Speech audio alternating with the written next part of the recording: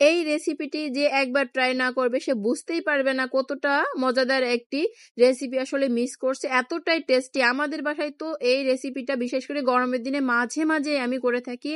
এতটা মজা করে আমাদের বাসায় সবাই চেটেপুটে খেয়ে নেয় যে আসলে বলে বোঝানো যাবে না। তো অন্তত একবার হলেও ট্রাই করবেন এই রেসিপিটি। তো চলেন মূল রেসিপিতে চলে যাই। প্রথমে 3টা ধুন্দল নিয়ে নিয়েছি, নিয়ে এখন ধুন্দল 3টা আমি চিকন চিকন করে কেটে নিব। সঙ্গে নিয়েছি চিংড়ি মাছ, চিংড়ি মাছগুলো কেটে ধুয়ে নিয়েছি, সব পাশে রেখে দিয়েছি। এখন চুলায় একটি কড়াই দিয়ে দিয়েছি, কড়াইতে দিয়ে দিব পর্যাপ্ত তেল। তেলটা একটু বেশি দিব যেহেতু একবারেই রান্নাটা হয়ে যাবে। চিংড়ি মাছ এই তেলে ভেজে নিব। এখন হালকা একটু লবণ দিয়ে দিব, লবণ দিয়ে চিংড়ি মাছগুলো ভেজে নিব। এই তো এক এক করে চিংড়ি মাছগুলো দিয়ে দিব। চিংড়ি মাছটা আমি আগে কেটে ধুয়ে রেখেছি। এখন চিংড়ি মাছগুলো দিয়ে দিলাম, দিয়ে একটু মিডিয়াম আছে হালকা একটু ভেজে নিব। একেবারে বেশি ভাজবো না, একদম কমও ভাজবো না, মানে মিডিয়াম একটু ভেজে নিব। কারণ চিংড়ি মাছটা বেশি ভাজলে একটু কড়া হয়ে যায়, শক্ত শক্ত হয়ে যায়, চিংড়ি মাছটা খেতে টেস্টি হয় না। তো এরপর যাই চিংড়ি মাছ ভাজতে দিয়ে মিডিয়াম আছে। এখন আমি 1.5 চামচের মতো নিয়েছি রসুন বাটা, 1 চামচের মতো জিরা বাটা, 1 চামচের হলুদের গুঁড়া, 1 চামচ মরিচের গুঁড়া, সবকিছু মশলা একসঙ্গে দিয়ে আমি হালকা একটু পানি দিয়ে গুলিয়ে পাশে রেখে দিব।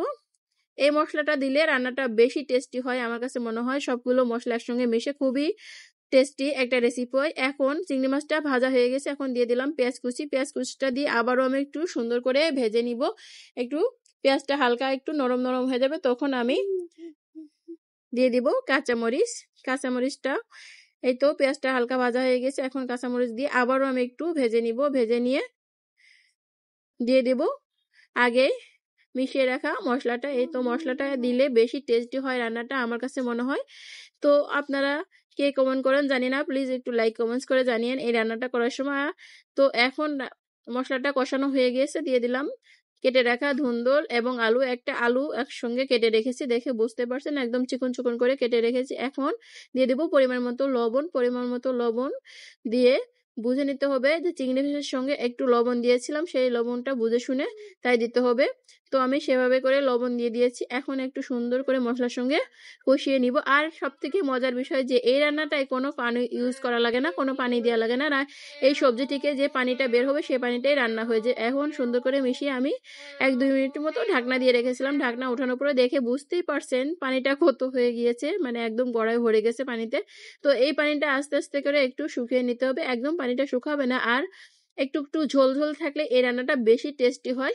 তো আবারও নেড়ে চেড়ে আমি কিছুক্ষণ ঢাকনা দিয়ে রেখে দিব, জাস্ট 2-3 মিনিটের মতো। আর এই রান্না এতটা ইজি আর খুব অল্প সময়ে রান্নাটা হয়ে যায়। আবারও ঢাকনা দিয়ে রেখেছিলাম, ঢাকনা উঠানোর পরে দেখে পারছেন রান্নাটা অনেকটাই হয়ে এসেছে।